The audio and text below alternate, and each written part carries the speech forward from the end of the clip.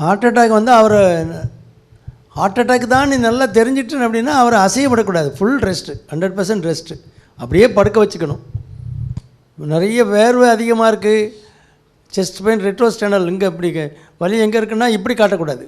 இங்கே வலிக்குது அப்படின்னு சொன்னால் ஹார்ட் அட்டாக் இல்லை. இப்படி கையை வச்சுட்டு அப்படியே அமுக்கிற மாதிரி இருக்குது அப்படின்னாங்கன்னா இருதயத்தில் உள்ள ப்ராப்ளம். இப்படி காட்டுறாங்க. பயங்கர ஸ்வெட்டிங், வேர்த்து கொட்டுது. இந்த கை உளைச்சல் இருக்கலாம், இல்லாமல் இருக்கலாம், அல்லது நாடி பக்கம் ரெஃபர் ஆகலாம். அப்படிங்கும்போது ஏற்கனவே உள்ள ஹார்ட் பேஷண்ட்டாக இருப்பார், அல்லது ஹைப்பர் டென்ஷன் இருக்கலாம், டயபெட்டிஸ் இருக்கலாம். அந்த மாதிரி ஆட்களுக்கு ஹார்ட் அட்டாக் தான் தெரிஞ்சால் எடுத்த உடனே ஒரு 325 மில்லிகிராம் ஆஸ்பிரின் மாத்திரையை சூ பண்ணி சாப்பிட சொல்லலாம். ஆஸ்பிரின் மாத்திரை, டிஸ்பிரின் இருக்குல்ல, அதான் பெஸ்ட்டு. டிஸ்பிரினில் 325 மில்லிகிராம் மாத்திரை ஒன்று எடுத்து மென்று சாப்பிட்றலாம். அப்புறம் அட்ரோவாஸ்டாட்டின்னு மாத்திரை இருக்கும், அது 40 மில்லிகிராமில் 2 சாப்பிட்றலாம்.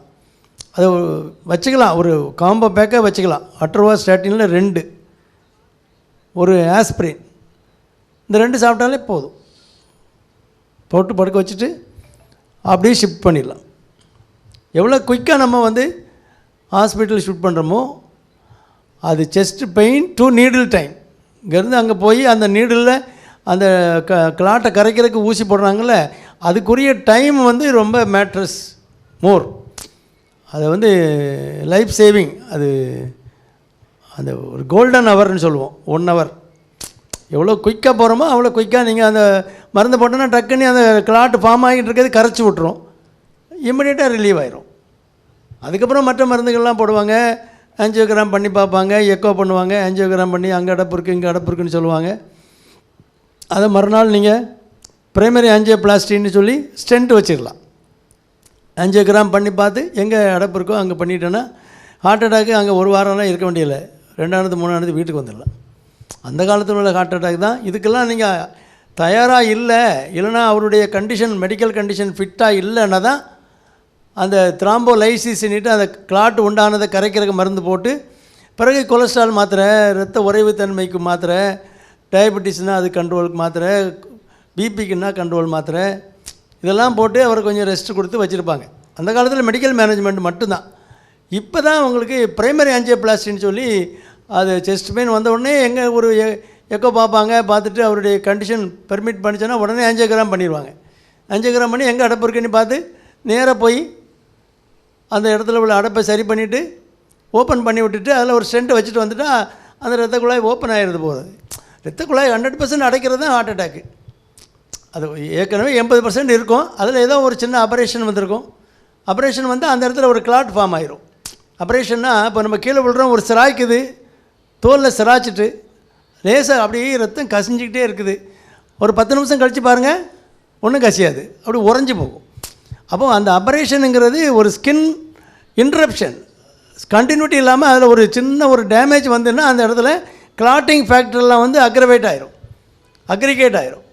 அந்த கிளாட் உண்டாகிறதுக்கு ஒரு 12 ஃபேக்டர் இருக்குது, ஒன்றோட ஒன்று ரியாக்ட் பண்ணி ஒரு ஃபைப்ரின் நெட்வொர்க் உண்டு பண்ணும், அப்படி ஒரு வலை மாதிரி உண்டு பண்ணும். அதுக்கு ஒரு 3 to 5 மினிட்ஸ் ஆகும். உண்டு பண்ணி அந்த இரத்த கசிவு இருக்குல்ல, அந்த இரத்த அணுக்கள் ஓடி வருதில்ல, அதை அப்படியே அடைச்சிக்கிடும். அதுதான் கிளாட்டு. இது வந்து ஹைப்பர் டென்ஷன், டயபெட்டிஸ் உள்ளவங்களுக்கு அன்ஸ்டேபிள் ஆஞ்சியோனானிட்டு அன்ஸ்டேபிள் பிளாக்குன்னு இருக்கும். இரத்த குழாய்க்கு உள்ள மேடு மேடாக கொழுப்பு படிஞ்சு இருக்கும்.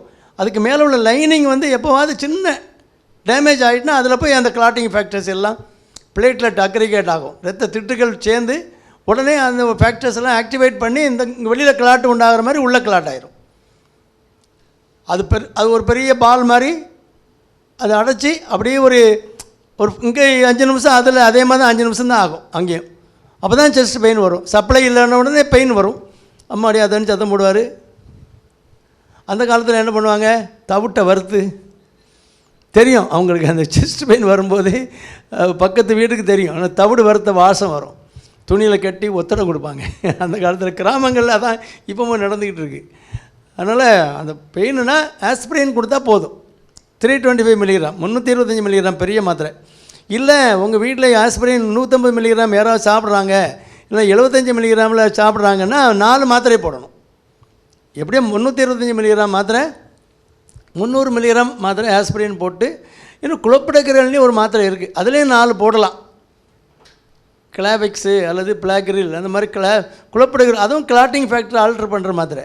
இதில் ஒரு 325 மில்லிகிராம், அதில் ஒரு 4 மாத்திரை அட்ரோஸ்டாட்டின் ஒரு 80 மில்லிகிராம் உள்ளே போட்டுட்டேன்னா அது இம்மிடியேட்டாக அது கொஞ்சம் ஹெல்ப் பண்ணும். ஆனால் ஒரு 10% ஹார்ட் அட்டாக் வந்து நீங்கள் ஹாஸ்பிட்டல் போக முடியாது. அதுக்கு முன்னாலே ஃபேட்டல் ஆயிரும், ஹார்ட் நின்று போகும். நின்று போன பிறகு நீங்கள் என்ன பண்ணுவீங்க? அது பம்ப் பண்ணி பார்க்கலாம், இருந்தாலும் அது அந்த கண்டக்ஷன் சிஸ்டத்தில் ஏதாவது போச்சுருந்தீங்க. இங்கே ஒரு ஹார்ட் பீட் பண்ணணும்னா அங்கேருந்து ஒரு பீட் உண்டாகும்போது ஏற்றியத்தில் ஒரு கன்ட்ராக்ஷன் வரும். அப்போ கீழே உள்ள சேம்பர் வந்து விரியும், இங்கே உள்ள ரத்தத்தை அது எடுத்துக்கிடும். அப்புறம் கீழே உள்ள சேம்பர் வந்து பம்ப் பண்ண உடல் முழுசும் ரத்தம் போகும். அப்போ இதெல்லாம் உடனே அது பம்ப் பண்ணும்போது இது விரியணும். இதெல்லாம் இப்போ ஒரு நிமிஷத்துக்கு 50 தடவை 60 தடவை நடந்துக்கிட்டு இருக்குது. அது ஹார்ட்டுக்கு ரெஸ்ட்டே கிடையாது. நான் ஒரு 2 நாள் லீவ் போட்டுக்கிட்டோமா அப்படின்னா எங்கே போகிறது? 2 நிமிஷம் ரெஸ்ட் எடுத்தாலே முடிஞ்சு போச்சு, கதை முடிஞ்சு போச்சு. அதனால் அந்த வேலை நடந்துக்கிட்டு இருக்குது. அப்போ அதில் அந்த கண்டக்ஷன் இருக்குல்ல, இங்கே ஒரு இம்பல்ஸ் ஆரம்பித்தா டக்குன்னு அது ஸ்ப்ரெட் ஆகி போகணும். இதை சுருங்க வைக்கும்போது அது விரியணும். அப்போ அதுக்கு அந்த கண்டக்ஷன் இருக்குல்ல, அந்த இடத்துல ஒரு டிஃபெக்ட் வந்தது, ஒரு இரத்த குழாயில் அடப்பு வந்துன்னா அந்த ஹார்ட் பீட்டு இரகுலர் ஆயிரும். அந்த பம்ப் பண்ணுறது ஃபிப்ரிலேஷன்ட்டு ஹார்ட் வந்து இப்படி துடிக்க ஆரம்பிச்சிடும். இப்படி துடித்தா அவ்வளோதான், ஒரு 3 to 5 மினிட்ஸுக்குள்ள முடிஞ்சு போகும், நின்று போகும். அது வந்து ஒரு 5 to 10% ஆஃப் தி பேஷண்ட்டுக்கு அந்த மாதிரி ஆகலாம். அதனால் இப்போ தானே நெஞ்சு வலிக்கினார், அதுக்குள்ளே நீங்கள் என்ன செத்து போயிட்டாருங்கிறீங்கம்மா. அவ்வளோதான் வாழ்க்கை. தண்ணி ஏம்மா கொஞ்சம் தண்ணி எடுத்துட்டோம்மா, அப்பாவுக்கு படப்படன்னு வருது, நான் சாஞ்சி உட்கார்றேன் உட்காந்துருப்பார். தண்ணி எடுத்துகிட்டு வந்து அப்பான்னா அவர் போய் 2 நிமிஷம் ஆகிருக்கும். இவ்வளோ தான் வாழ்க்கை. இதை வச்சுக்கிட்டு அவன் போடுற ஆட்டம், அம்மா என்ன வரத்து வரானுங்க. வரத்து வர்றதுலாம் என்ன வரத்து? ஹார்ட் வீக்காக இருக்குது, நீ சத்தம் போடக்கூடாதுன்னு சொன்னால் கேட்குறானா? அவன் தான் பெருசாக சத்தம் போடுறான். ஹார்ட் வீக்கானதே இவன் சத்தம் போட்டு தான் கடைசியில் பெரிய சத்தமாக போட்டு அப்படியே பொசுக்கு அந்த இடத்துலையே ஒன்றுக்கு போய் அப்படியே சொல்லி முடிஞ்சு அப்படிலாம் நான் பார்த்துருக்கேன். அதனால் இது நமக்கு தேவையா? எவனை எப்படியும் போகிறான், நமக்கு என்ன இருக்கிற காலத்தில் கொஞ்சம் நிம்மதியாக இருந்துட்டு அப்படியே அட்ஜஸ்ட் பண்ணி போக வேண்டியதானே. இப்போ என்னத்தை பெருசாக கொண்டு போயிட போகிறானுங்க? நம்மகிட்ட எதிரியாக ஒருத்தன் இருக்க வேணால் என்ன கொண்டு போயிட போகிறான்? சொத்து வேணால் அபகரிச்சிட்டு போயிடுவான், போட்டுமே. நம்ம சுகம் போச்சே, அவனே நினச்சிக்கிட்டு இருந்தால் விளங்காத. காசு கொண்டு போட்டோம், இப்போ என்ன கேட்டு போச்சு? ஆண்டவங்க நமக்கு கொடுக்க போகிறான், நான் காசு கொண்டுக்கிட்டா வந்தோம். அது வேணும்னா கிடைக்க போகுது, நம்ம காசாக இருந்தால் கிடைக்க போகுது. அவன் அந்த காசு நம்ம காசு நல்ல காசாக இருந்தால் அவன் அடிச்சுட்டு போனான்னா அவன் அதோடு சொலைஞ்சான். அதாவது போதும், அவனை கொல்றதுக்கு அது போதும். அதனால் நம்ம அதை பற்றி கவலைப்பட வேண்டியதில்லை. நம்ம வேலையை பார்த்துட்டு நம்ம போயிட்டுருக்கிறது. சிலவன் 30% எஜெக்ஷன் ஃப்ராக்ஷன் வச்சுருப்பான். ஹார்ட்டுடைய பம்பிங் பவரே 30% தான் இருக்கும். இதே டாக்டர் தனியாக கூப்பிட்டு சொல்லிடுவார், நீங்கள் இருங்க, நீங்கள் அங்கே வெளியே உட்கார சொல்லுங்கள், உங்கள் அப்பாவுக்கு எப்போ வேணாலும் என்ன வேணாலும் நடக்கலாம் அப்படின்னா பொசுக்குன்னு போயிடுவார். கவனமாக இருக்கணும்னு அர்த்தம். அது உண்மை தான். ஆனால் இவனுக்கு சொல்லலைன்னு வைங்க, கொஞ்சம் ஹார்ட் கொஞ்சம் வீக்காக இருக்குது அப்படி அவ்வளோ சொல்லான்னு வச்சுங்க. இவர் இதை சொல்லவே இல்லையே, எங்கள் அப்பா படுத்தவர் எழும்பவே இல்லையம்மா. இப்போ உங்கள் அப்பாவுக்கு எப்போ வேணாலும் எது வேணாலும் நடக்கலாம் அப்படின்னா சரி எல்லாத்தையும் கேட்டுட்டு போயிடுவான். அப்புறம் ஐசியூவில் இருப்பார், 2 நாள் இருப்பார். இவ்வளவும் கேட்ட பிறகு டாக்டர் ஒன்றும் பயம் இல்லையே அப்படிமா. இந்த கேள்வி தான் $1 மில்லியன் கொஸ்டின். அது டாக்டர் ஒன்றும் பயம் இல்லையே அப்படிமா. பாய் பையில வாண்ட கொலையடிச்சு சொன்னல, இவ்வளோ சொன்னேன்னே, அதுக்கப்புறம் பயம் இல்லையேங்கிறேன். எங்களுக்கு பயமாக இருக்குடா, உனக்கு பயம் இல்லை, எங்களுக்கு அது பயமாக இருக்குது, திடீர்னு இன்னும் ஆயிரம் பண்ணிட்டு. அதனால் என்ன செய்ய, அந்த வயசான காலத்தில் வயசு குறைவாக இருந்தால் கூட சுகர் கண்ட்ரோல் இல்லை, பிபி கண்ட்ரோல் இல்லைன்னா இதையும் வீக் ஆகிட்டுனா இதான் கதை. அதனால் சிலருக்கு வந்து நல்லா தான் இருக்க மாதிரி இருப்பான், நடந்தால் மூச்சு வாங்குதுவான், அங்கே போனால் சரி இதயத்தை செக் பண்ணுன்னா எஜெக்ஷன் ஃப்ராக்ஷன், அந்த பம்பிங் பவர் வந்து 30% 35% இருக்கும். என்ன செய்ய, அவங்களெல்லாம் கொஞ்சம் தான் தேத்தி கொண்டு வர முடியும், ரொம்ப ஒன்றும் நார்மல்ஸுக்கு கொண்டு வர முடியாது. அதனால் முதல்லையே ஹைப்பர் டென்ஷன் டயபெட்டிஸ் இருக்குன்னா சிலவன் 30 வருஷமாக டயபெட்டிஸ் வச்சுருப்பான், கண்ட்ரோல் இல்லாமல் தான் இருக்கும், அவனுக்கு ஒன்றும் செய்யாது. ஆனால் அவன் கதை வேறு, இண்டிவிஜுவலைஸ்டு. எனக்கு சுகர் நல்லா தானே கண்ட்ரோலில் தானே இருக்குது, எனக்கு ஏன் அப்படி வந்தது? அது உனக்கு அப்படி தான் வரும், அவனுக்கு அப்படி தான் இருக்கும். அதெல்லாம் நம்ம கணக்கில் போக முடியாது. இருந்தாலும் சுகர் கண்ட்ரோல் ரொம்ப முக்கியம் அப்படிங்கிறது முக்கியம். சுகர் நம்ம கண்ட்ரோலாக வச்சுருக்க வேண்டியது நம்ம கடமை. அது ரொம்ப சுகர்னி வந்துட்டால் அதை கண்ட்ரோல் வச்சுக்கணும், பிபினி வந்துட்டால் கண்ட்ரோல் வச்சுக்கணும். இந்த ரெண்டும் இருக்குன்னா ஒரு கொலஸ்ட்ராலுக்கு ஒரு மாத்திரையை போட்டுக்கணும். இதில் என்ன சிரமம் இருக்குது? போட்டு விழுங்கிட்டு போயிட்டே இருக்க வேண்டியதானே. ஒரு மாத்திரை 2 மாத்திரை டாக்டர் இன்னும் 2 கொடுக்கனாலும் கொடுங்க, சேர்த்து போட்டுக்கிறேன் 2 தான் போடுறேன்னு, இன்னொரு 2 சேர்த்து கொஞ்சம் கஷ்டமாக இருக்கும், சேர்த்து போட்டுக்கலாம். இல்லை 2 பிரித்து போட்டுக்கலாம். ஏதோ போட்டு ஓட்ட வேண்டியதான் வண்டியை, அவ்வளோதான். இவன் எங்கேருந்து எங்கே போச்சு? ஹார்ட் அட்டாக்குக்கு என்ன பண்ணுறதுன்னு கேட்டாரா? மாத்திரை தான் ஆஸ்பிரின், குளோபடோகிரில்னு மாத்திரை இருக்குது, 75 மில்லிகிராமில் இருக்கும். அதில் வந்து 4 மாத்திரை வச்சுக்கலாம். அப்புறம் ஆஸ்பிரின் 325 மில்லிகிராம், 300 மில்லிகிராம் ஆஸ்பிரின் மாத்திரை சூ பண்ணி சாப்பிடணும். இல்லைனா அந்த காலத்தில் டிஸ்பிரின் மாத்திரை வரும், அது வருதுன்னா தண்ணியில் போட்டிங்கன்னா அது எஃபர்வசன்ட் அப்படி வரும், அப்படி கரைஞ்சிடும், உடனே அப்படி குடிச்சிடலாம். மாத்திரையை போட்டு விழுங்க வேணால் அதுதான் பெஸ்ட்டு. ஆஸ்பிரின் வந்து என்ன பண்ணும், அந்த கிளாட்டிங் ஃபேக்டரெல்லாம் ஆல்ட்ரு பண்ணும். உடனே அங்கே ஒரு கிளாட் உண்டாகிட்டு இருக்குல்ல, அங்கே போய் அந்த ஃபேக்டரி அப்படின்னு நிற்பாட்டிடும். அப்போ கிளாட் எந்த நிலமையில் இருந்ததோ அந்த நிலமையில் அப்படி நின்றுடும். அது ஆஸ்பிரின் முக்கியம். குளோபடோகிரில்ங்கிறதும் ரத்த உறைவுத்தன்மையில் ஆக்ட் பண்ணுற மாத்திரை, அதுவும் கொடுக்கலாம். ஸ்டாட்டினுங்கிறது கொலஸ்ட்ரால்குள்ள மாத்திரை.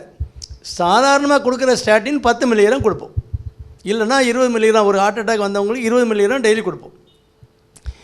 அட்டாக் வரும்போது 80 மில்லிகிராம் கொடுக்கணும். அது பிளியோமார்பிக் எஃபெக்ட்னு ஒரு எஃபெக்ட் இருக்குது. அந்த எஃபெக்ட் வந்து அந்த ரத்த குழாயில் உள்ள லைனிங் இருக்குல்ல, அதை ஸ்டெபிலைஸ் பண்ணும். அது இப்படி குழுன்னு ஆடிக்கிட்டு இருக்குன்னா அதை ஒரு மாதிரி கல் மாதிரி ஆக்கிடும். பிளியோமார்பிக் எஃபெக்ட், அதுக்கு தான் அந்த 80 மில்லிகிராம் கொடுக்குறோம். சாதாரணமாக கொடுக்குறது 10 மில்லிகிராம். 10 எங்கே இருக்குது, 80 எங்கே இருக்குது? ஆனால் நான் 10 மில்லிகிராம் கொடுத்தேன்னா சொல்லக்கூடாது. அட்டாக்குன்னு தெரிஞ்சதா இது போல் கொடுக்கணும். ஒன்றும் இல்லையா, எவ்வளோ சீக்கிரம் ஆஸ்பத்திரிக்கு போக முடியுமோ அப்படியே ஒரு ஆம்புலன்ஸில் தூக்கி படுக்க வச்சு அங்கே கொண்டு சேர்த்துடணும். தைரியமாக இருடா, ஒன்றும் உனக்கு ஆகலை. இந்த டென்ஷனில் தான் அவனுக்கு ஹார்ட் பீட்டு கூடும், எல்லாம் வரும், அவன் பொசுக்கணி போயிடுவான். அதனால் பயம் காட்டக்கூடாது. அவன் இப்போ கொஞ்ச நேரத்தில் முடிஞ்சிடுவான்னு தெரிஞ்சால் கூட தைரியமாக இரு தம்பி, ஒன்றுமே இல்லை, ஒன்றும் ஆகாது உனக்கு, நல்லா இரு அப்படின்னா தைரியத்தில் கூட அவன் பிழைச்சிக்குவான். அந்த ரத்த குழாயில் அடைச்சிக்கிட்டு இருக்குது, அங்கே எவ்வளவோ டைனமிக் ப்ராசஸ் ஓடிக்கிட்டு இருக்குது. அதனால் எங்கேயாவது ஒரு சின்ன ரத்த ஓட்டம் அப்படியே கிடச்சிக்கிட்டுனா பொழைச்சிக்குவான். அங்கே வரைக்கும் போய் இப்போ அவங்க தான் கரைக்கிறதுக்கு மருந்து போடுவாங்களே, பொழைச்சிக்குவான். அதனால் ஹார்ட் அட்டாக் அப்படிங்கிற ஒரு நிலைமை தெரிஞ்சிட்டு அப்படின்னா அவனை அசைய விடக்கூடாது, நடக்க விடக்கூடாது. ஒரு இசிஜி எடுத்துகிட்டு, இப்போ நான் ஒரு இசிஜி எடுக்க பேஷண்ட் அனுப்புகிறேன், எனக்கு ஒரு டவுட் இருக்குது, அட்டாக்காக இருக்குமோன்னு டவுட் இருக்குன்னா, ஏம்மா இசிஜி எடுத்துகிட்டு பேஷண்ட் அங்கேயே இருக்கட்டும், ஏன்டா இசிஜி மட்டும் கொண்டான்னு சொல்லிவிடுவேன். ஏன், இசிஜி எடுத்துகிட்டு அங்கேருந்து இவங்க பின்னாலே நடந்து வருவான், பொசுக்குன்னு அங்கே விழுந்து செத்துப்போம். அப்படிலாம் பார்த்துருக்கேன். நல்லா தானே இருந்தார் எங்கள் பாப்பா, நல்லா தானே இருந்தார். நீங்கள் என்னமோ பண்ணிட்டீங்க, நான் ஊசியை போட்டிருக்க மாட்டேன், பிழைச்சேன். இல்லைனா ஊசியை போட்டார், அந்த ஊசியில் என்னவோ இருந்துட்டு சோழி முடிச்சுட்டாருமா. அதனால் அந்த டைம் முக்கியம். நான் இப்படி பிபி பார்த்துக்கிட்டு இருப்பேன், உட்கார வச்சு பிபி பார்க்கும்போது பிபி அந்த கஃப்பு மேலே ஏறும்போதே அப்படியே நம்ம மேலே சாஞ்சிருவான், அப்படியே கீழே அப்படியே படுக்க வச்சு அப்படியே அனுப்பி வச்சிட வேண்டியதான். அதனால் கொஞ்சம் அப்படி நின்றுச்சுன்னா கொஞ்சம் பம்ப் பண்ணி ஹார்ட் பீட் நல்லா இருக்குது அப்படின்னா அப்படியே பூ போல தூக்கி அப்படியே ஆம்புலன்ஸுக்கு ஷிஃப்ட் பண்ணி உடனே ஒரு ஐசியூக்கு அனுப்பி அவங்க வேலையை பார்த்துக்குவாங்க. அதனால் ஹார்ட் அட்டாக்குங்கிறது எப்போ வேணாலும் என்ன வேணாலும் நடக்கலாம். ஆனால் நடக்கிறது அது ஒரு டவுட் வந்துட்டா நடக்கக்கூடாது. அவன் ஃபுல் ரெஸ்ட் கொடுத்துடணும். ஒன்று படுக்க வச்சிடணும், அல்லது உட்கார வச்சு வீல் சேரில் வச்சு தள்ளிட்டு போகணும். இங்கேருந்து இப்போ லெட்ரு வாங்கிட்டு போயிடுவாங்க, இசிஜி எடுத்து ஹார்ட் அட்டாக்குன்னு எழுதி கொடுத்துருவோம். அங்கே போய் நடத்தி கூட்டு போவான், அவன் வாசலில் விழுந்து கிடப்பான். அதனால் தப்பு. ஏன்னா பம்பிங் இல்லை ஹார்ட்டு. இப்போ பிபி டவுனாக இருக்கும், நீ நடக்கும்போது கூட கொஞ்சம் ஹார்ட் ஸ்ட்ரெயின் ஆகும்ல, கொலாப்ஸ் ஆயிரும். அதனால் இன்றைக்கி ஹார்ட் அட்டாக்கை விட்டு விலா வாரியாக பிச்சாச்சு. அதனால் ஹார்ட் அட்டாக்கு வந்தால் பெருசாக வரணும், வேண்டிக்கிறது பெருசாக வரணும். ஆஸ்பத்திரிக்கு போக டைம் இருக்கக்கூடாது அப்படின்னா சந்தோஷம். ஒரு 80 வயசுக்கு மேலே வரணும். இந்த கிரைட்டீரியெல்லாம் இருந்தால் ரொம்ப சந்தோஷம், அது நல்ல வியாதி. ஆனால் 50 வயசு 40 வயசு அப்படிலாம் வருதே, என்ன செய்ய அநியாயம். அதனால் கொஞ்சம் கவனமாக இருக்கணும். டயட்டு, எக்ஸசைஸு, டெய்லி நடக்கிறது வந்து ரொம்ப முக்கியமாக எடுத்துக்கணும். அது வந்து ரொம்ப முக்கியம். இருதயத்துக்கு அதான் பிடிக்கும். இருதயத்துக்கு ரத்த ஓட்டம் அப்போ தான் நல்லா சப்ளை கூடும். நீங்கள் வேகமாக நடக்கும்போது தான் இருதயத்துக்கு சப்ளை கூடும். அப்போ அதுக்கு சப்ளை கொடுத்துட்டோன்னா அது ஹெல்த்தியாக இருக்க போகுது. அதுக்காக தான் நடக்க சொல்கிறோம். வாக்கிங் போக சொல்கிறாரு அவர், வேறு எனக்கு நேரம் வேறு இல்லை. நான் என்ன பண்ணுறது? ஏன்னா இவர் 2 டிஸ்ட்ரிக்டை கண்ட்ரோலுக்கு ஒன்றா கொடுத்துட்டாங்க இவர்கிட்ட. ஒரு டிஸ்ட்ரிக்ட்டு அவரே வந்து வாக்கிங் போகிறாரு. காலையில் கலெக்டர் வந்து அவர் ஒரு டிஸ்ட்ரிக்ட்டுங்கனால போகிறாரு. என்னம்மா உங்களுக்கு நாங்கள் வாக்கிங் நேரமே கிடைக்கல டாக்டர்ம்பாங்க. ஏம்மா 2 டிஸ்ட்ரிக்ட் கொடுத்துட்டாங்களா உங்களுக்கு? என்னதும்பாங்க. ஏம்மா 2 டிஸ்ட்ரிக்ட் கண்ட்ரோலில் கொடுக்கும்போது ரொம்ப கஷ்டம் தானே, நீங்கள் மேனேஜ் பண்ண முடியாதுல்ல. அதனால் நேரம் கண்டுபிடிக்கிறது நம்ம வேலை. நேரம் அவ்வளோதான், 24 மணி நேரம் தான் எல்லா வேலையும் இருக்குது. அது நம்ம தான் கண்டுபிடிச்சிக்கணும். காலையிலையாவது சாயந்தரமாக நேரத்தை கண்டுபிடிச்சி நல்லா நடக்கணும். வெயிட்டு ஏறாமல் பார்த்துக்குங்க. வெயிட்டு போடாமல் இருந்தாலே பாதி வேதி வராது.